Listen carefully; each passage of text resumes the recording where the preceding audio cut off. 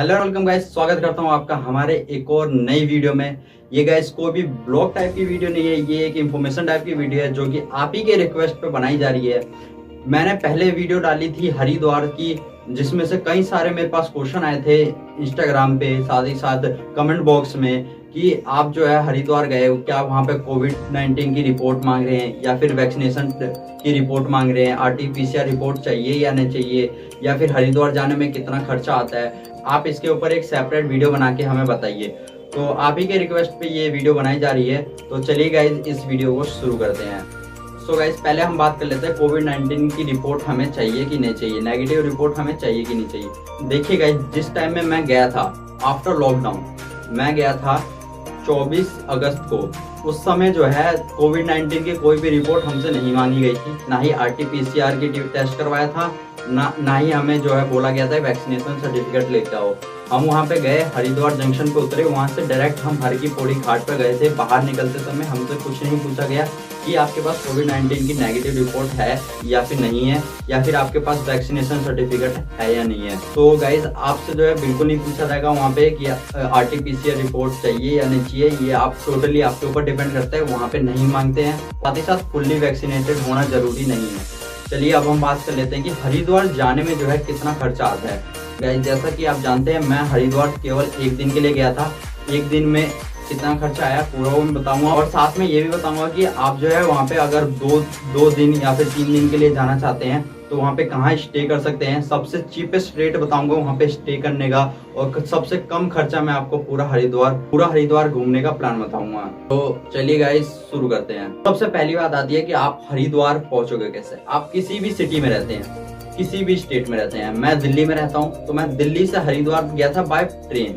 तो आपके पास जो है 3 ऑप्शन आते हैं। मान के चलिए आप दिल्ली में रहते हैं तो वहां से आप 3 तरीके से जा सकते हैं। सबसे पहला बाय एयर आता है, दूसरा बाय बस, और तीसरा बाय ट्रेन, और चौथा जो है आप अपनी प्राइवेट व्हीकल से भी जा सकते हैं वहाँ पे। तो वो थोड़ा ज़्यादा कॉस्टली पड़ जाएगा। अगर आप जाना चाहें तो वैसे जा सकते हैं हरिद्वार अपनी प्राइवेट व्हीकल से। सबसे पहले हम बात कर लेते हैं बाय एयर आप कैसे जा सकते हैं। बाय एयर जाने के लिए आपको दिल्ली एयरपोर्ट में कहीं से भी IGI से या फिर पालम एयरपोर्ट से आपको अपनी टिकट बुक करनी है। उसके साथ ही आपको टिकट जो बुक करनी है दिल्ली से देहरादून तक की बुक करनी है।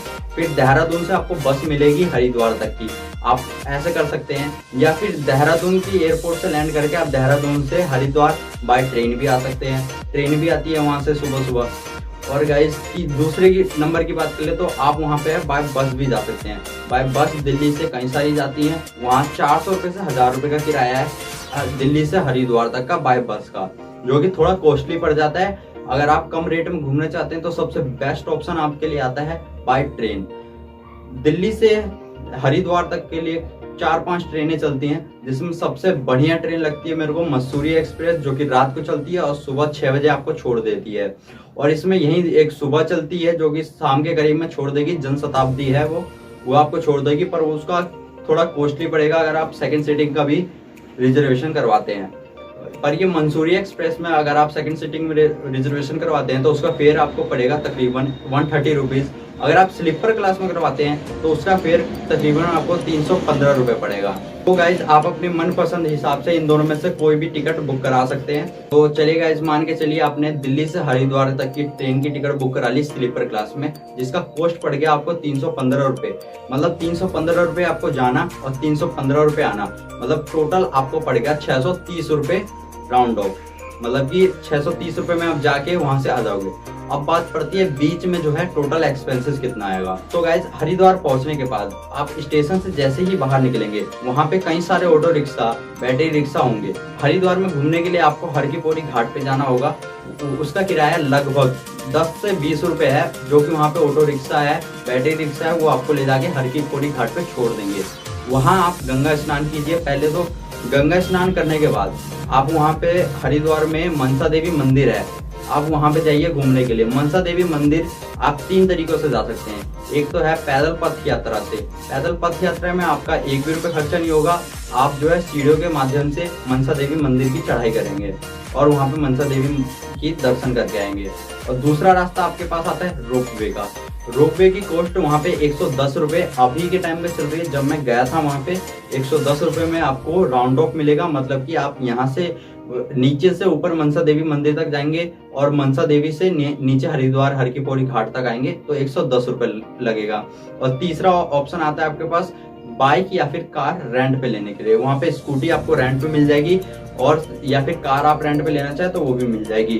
उसका कॉस्ट मुझे नहीं मालूम है, हमने वहाँ पे पता नहीं किया था, पर उसका कॉस्ट थोड़ा महंगा पड़ेगा। तो मेरा यही रहेगा कि आप रोपवे से जाइए या फिर पैदल पथ यात्रा कीजिए।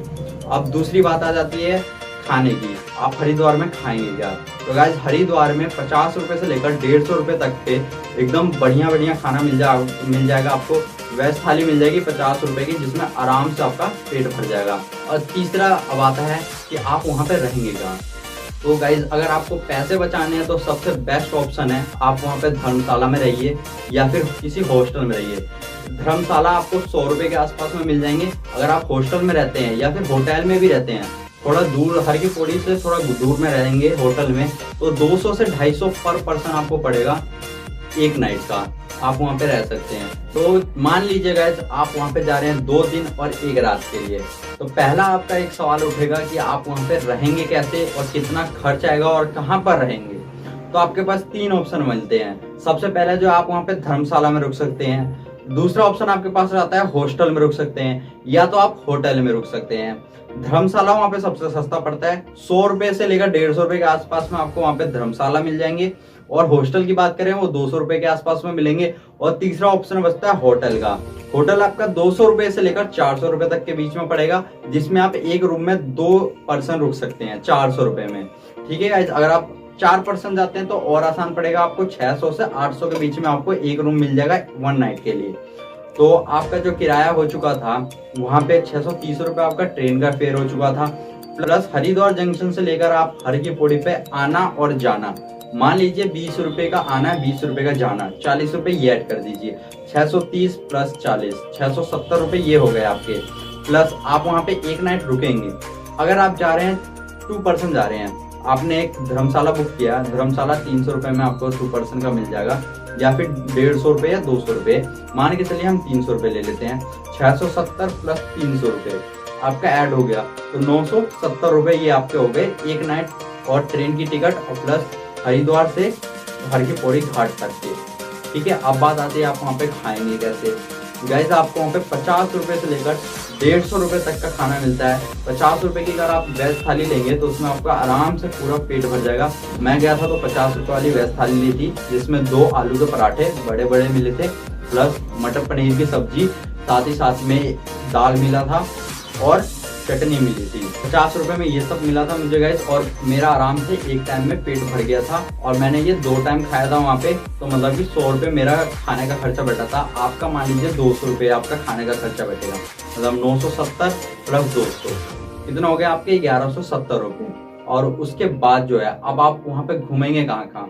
हरिद्वार में घूमने के लिए कई सारे बढ़िया जगह है। सबसे पहले आप जो हर की पौड़ी घाट पे उतरेंगे, उतरने के साथ ही आप गंगा जी के दर्शन कीजिए। अगर आपका मन करे गंगा स्नान करने का, आप वहाँ पे गंगा स्नान भी कर सकते हैं। बस आप वहाँ पे गंगा स्नान करते समय अपने शरीर पे साबुन या शैम्पू का प्रयोग नहीं कर सकते, ऐसे आप आराम से स्नान कर सकते हैं। मैंने वहाँ पे गंगा स्नान किया था तो मुझे बहुत आनंद आया था। वहाँ पे जाते ही मेरे शरीर की जितनी भी थकान है वो गंगा स्नान करते ही सारी हट गई, मेरा माइंड एकदम फ्री हो गया। उसके बाद मैंने तिलक पुल है वहाँ पे, मतलब कि जहाँ गंगा आरती होती है वहाँ पे एक टावर सा है, क्लॉक टावर की तरह है, वहाँ पे घड़ी है बनी हुई है बड़ी सी, वहाँ पे गंगा आरती होती है। वहाँ पे शाम के टाइम में आप वहाँ पे गंगा आरती के मजे ले सकते हैं। उसकी टाइमिंग है 6:30 बजे। गंगा आरती शाम को होती है। उससे पहले जो आप हरिद्वार में मनसा देवी मंदिर जा सकते हैं घूमने के लिए। अब मनसा देवी मंदिर आपको 3 रास्ते से जा सकते हैं। मनसा देवी मंदिर सबसे पहला जो है आप पैदल सीढ़ियों से चढ़कर मनसा देवी मंदिर जा सकते हैं। दूसरा ऑप्शन आपके पास आता है आप स्कूटी रेंट पे वहाँ पे ले सकते हैं, स्कूटी से आप जा सकते हैं मनसा देवी मंदिर। और तीसरा जो ऑप्शन आता है रोपवे का। रोपवे का किराया 110 रुपये है, जिसमें आपको नीचे हरिद्वार की पौड़ी घाट से लेकर मनसा देवी मंदिर तक 110 रुपये में आपको लेके जाएंगे और वहाँ से लेके भी आएंगे। ठीक है, और आप इन तीनों में से कोई भी एक वे चूज कर सकते हैं। मैंने पैदल चूज किया था, तो आप पैदल जाइए, पैसा आपका बचेगा। ठीक है, और दूसरी अगर हम बात करें हरिद्वार में घूमने की जगह, वहाँ शिव जी की 100 फुट ऊंची मूर्ति है, आप उसके दर्शन कर सकते हैं। साथ ही साथ आप वहाँ पे हरिद्वार की जो मार्केट लगती है, उसे आप घूम सकते हैं, वहां से आप कुछ परचेज करना चाहे तो परचेज कर सकते हैं। तो हरिद्वार तक का तो इतना खर्चा आ गया आपका 1170 रुपये। अब हम बात करते हैं आप वहां से ऋषिकेश कैसे जाएंगे। ऋषिकेश में रिवर राफ्टिंग अगर आप करना चाहते हैं तो रिवर राफ्टिंग का भी कितना खर्चा है, ऋषिकेश में कहाँ स्टे करेंगे अगर ऋषिकेश में स्टे करना चाहते हैं तो गाइस अभी मैं आपको बता देता हूँ। जैसे आप हरिद्वार से ऋषिकेश जाएंगे तो उसके लिए आपको जो है हरिद्वार में ऑटो मिलती है जो ऋषिकेश आपको छोड़ देगी। अगर आपको राम झूला जाना है, लक्ष्मण झूला जाना है, आप ऑटो वाले को बता दीजिए, आपको वो उसके हिसाब से छोड़ देंगे। अगर आप हरिद्वार से राम झूला तक की ऑटो लेंगे तो 70 रुपये उसका फेयर आपको पड़ेगा।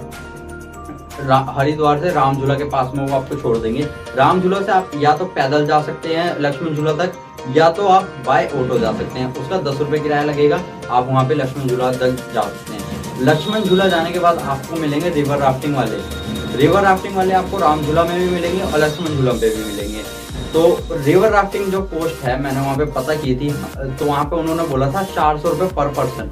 वो 12 किलोमीटर ऊपर से नीचे रिवर राफ्टिंग कराएंगे आपको। वो 400 रुपये में वो खुद अपनी गाड़ी से आपको वहाँ ऊपर लेके जाएंगे ऋषिकेश के टॉप पे। वहाँ से फिर आपको नीचे 12 किलोमीटर तक रिवर राफ्टिंग कराएंगे। उस बीच आपको 2-3 फोर्ट भी देखने को मिलेंगे, जैसे मैगी पॉइंट हो गया और भी घूमने का।